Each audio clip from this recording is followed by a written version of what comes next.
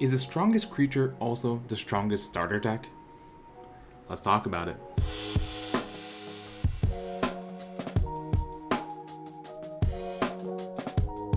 What's up, captains? Welcome back to the other decks. My name's Casual Dobo, and today we're going to be talking about the Purple Kaido Starter Deck, aka the Animal Kingdom Pirates Starter Deck. Now, this deck is pretty fun. It has a lot of big bodies, a lot of good potential, but where does it rank among the other starter decks that you can play and choose in the One Piece TCG? So in this video, we're going to be going over why you should play the starter deck, the strengths and weaknesses of it, the card list that comes right out of the box, key cards and combos, and then I'm going to give my grades as to where I think it ranks amongst all of the other starter decks that you can play.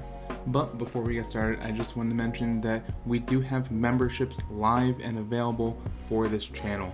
And while I'm here, I want to give a huge shout out to the first 4 members of our channel, the first commanders of the other crew, Haley, Jack, Solomon, and David. Thank you so much for joining the membership. If you don't know what a YouTube membership is, it is a paid program that you can join by hitting the join button on the channel, and also down below underneath this video. And it works very much like a Twitch sub. So you pay some money on a monthly basis. The membership price for this channel is only $2.99, so about $3, which is cheaper than the $5 sub on Twitch. And you get some awesome rewards such as loyalty badges and access to the emotes.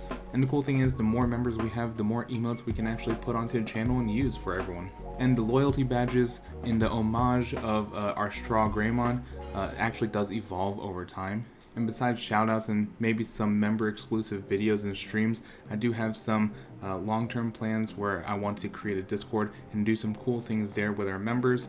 And that way we can really just start building that community out. But if you're unable to join the membership but still want to support the channel, some free things you can do is hit the subscribe button and hit the like button. That definitely helps us out when it comes to, the elusive algorithm, and helps me to understand what type of content y'all are looking into. If you want to find out more about memberships, go ahead and hit the join button. It won't actually pay for anything. You still need to go through a couple steps, and that way you can see what we're offering. And then if you do have any questions about that or anything about this video, leave a comment down below. But alright, that is enough of my intro, and that's enough plugging my own stuff. Let's go ahead and jump right into the deck analysis. Alright, and here we go. Now, let's start off with the question, why should you play Kaido? 1, you like big bodies. The Kaido Starter Deck has probably some of the biggest character cards that are available in the game to date. Granted, we only have the 4 starter decks, but still, that's a pretty impressive feat. And that's right, I'm looking directly at you, Rush Kaido. But even ignoring Kaido and his huge body, you have King and Queen, who are just some very powerful attackers and blockers. What are some other reasons you should play this deck? You like on-play abilities. This deck is chock full of them. There's on-play forever. Almost every single useful card in here has an on-play ability. And usually these on-play abilities are Dawn minus abilities, which actually brings me to the last point of why you should play this deck. If you like resource manipulation, if you're a huge fan of removing your Dawn for some huge plays or gaining more Dawn, aka ramp, this is the deck for you. Now let's go over strengths and weaknesses. So like I said, a big strength is its big bodies, including Rush Kaido, who, if you didn't know, is actually untargetable by a lot of the single removal and bounce abilities that all the other starter decks have. Because it's 9 cost, Sables can't touch it, and because it has so much power, Jet Pistol also cannot touch it. But I'll dive more into Rush Kaido later on in the key cards. And then like I said, Dawn Manipulation opens you up to some really strong abilities, even though that means you have to return some Dawn back to your Dawn deck. But don't worry, because you have ramp cards that allow you to put Dawn back into your cost area, usually tapped, but that is another resource that you're able to use for some of your crazy abilities. And then lastly, the biggest strength of this is Onigashima. 100% Onigashima deserves its own category, its own section in the strength thing, because for any Animal Kingdom Pirates deck, this thing is super solid. And then as a spoiler alert for other sections, it comes at a 4 of out of the box. Beautiful. Now, what are some of the weaknesses? So, it is a little bit slower than some of the other decks, right?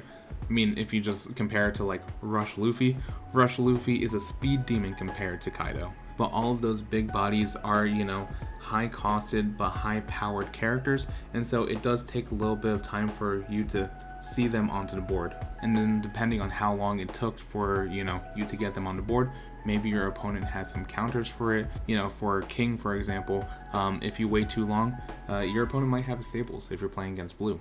The other weakness I wanted to talk about is it is kind of Onigashima reliant.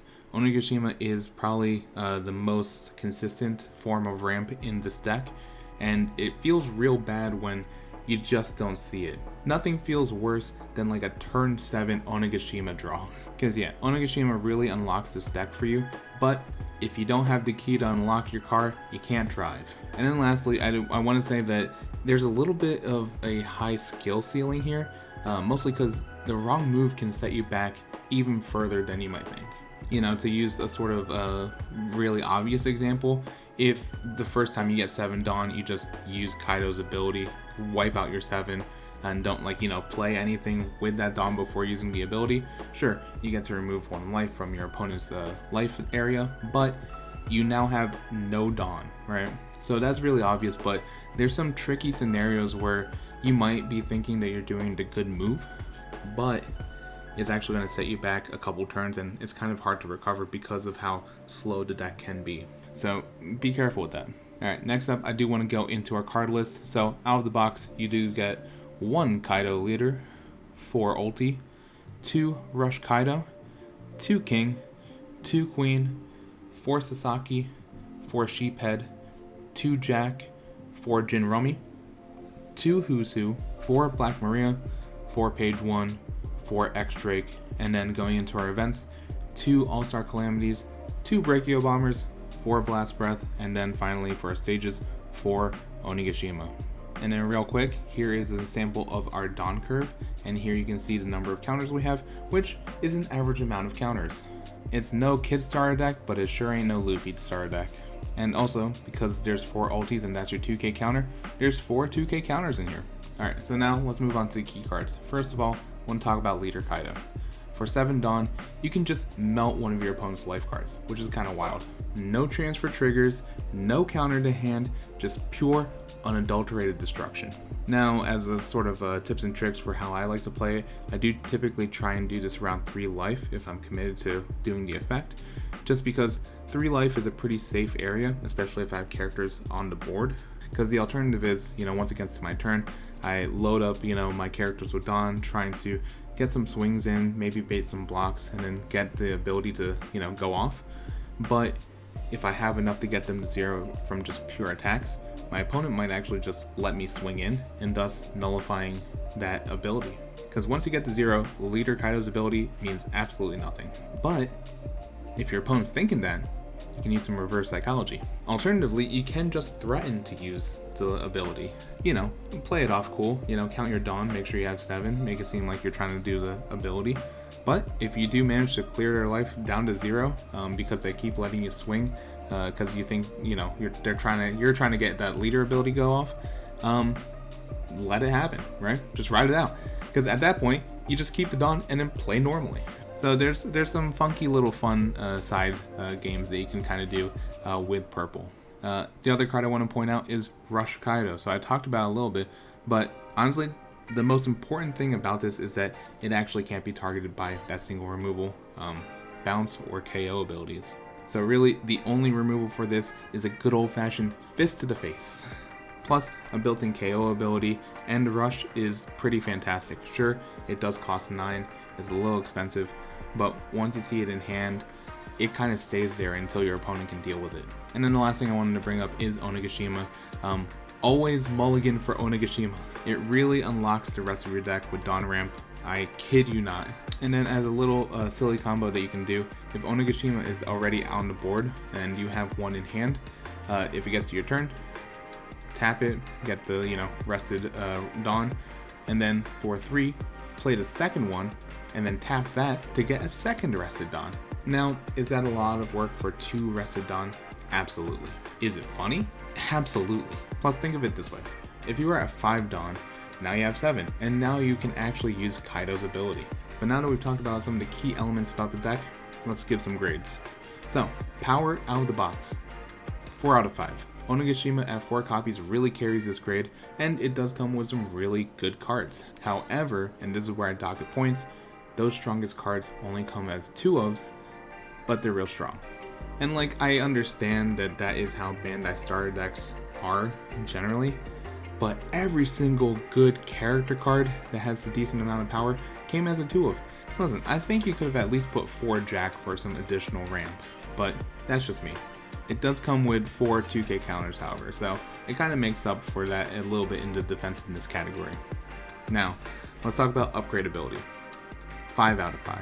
Leader Kaido has won so many events in Japan, and the ramp package that's available in the first set, as well as 7 cost King, board wipe Kaido, just absolutely make this a mean deck. Not to mention, Leader Kaido actually won Japan's first regional championship, so it has a bit of pedigree. Now let's go into the staples, and this one I'm going to give a 4 out of 5.